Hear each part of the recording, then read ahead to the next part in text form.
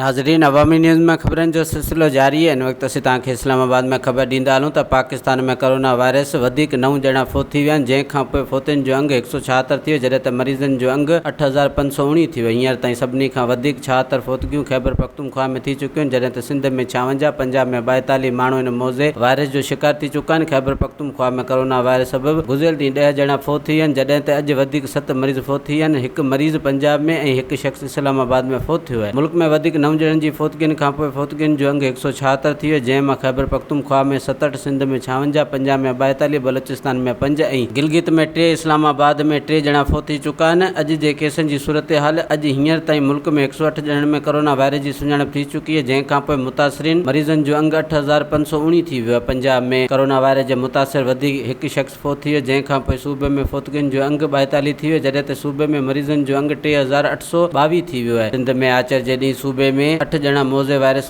फोत थी विया आहिनि, जंहिंजी तस्दीक़ सिंध जे वॾे वज़ीर सैयद मुराद अली शाह कई। सूबे में कोरोना वायरस में फोत थी वियल माण्हुनि जो अंग 56, जॾहिं त मुतासिरनि जो अंग 2567 थी वियो आहे। ख़ैबर पख्तूनख्वा में वधीक 7 ॼणा फोत थी विया आहिनि, जंहिंखां पोइ सूबे में फोतगियुनि जो अंग 67 थी वियो, जॾहिं त वधीक 98 माण्हू वायरस जी तस्दीक़ थियण खां पोइ मरीज़नि जो अंग 1235 थी वियो। बलोचिस्तान में आचर जे ॾींहुं वधीक 56 नवां केस रिपोर्ट थिया आहिनि, जंहिंखां पोइ सूबे में मुतासिरनि जो अंग 432 थी वियो आहे। वधीक ख़बरनि ऐं तफ़सील जे लाइ विज़िट कयो असांजी वेबसाइट awamiNewsHD.com ऐं ॾिसंदा रहो अवामी न्यूज़ HD।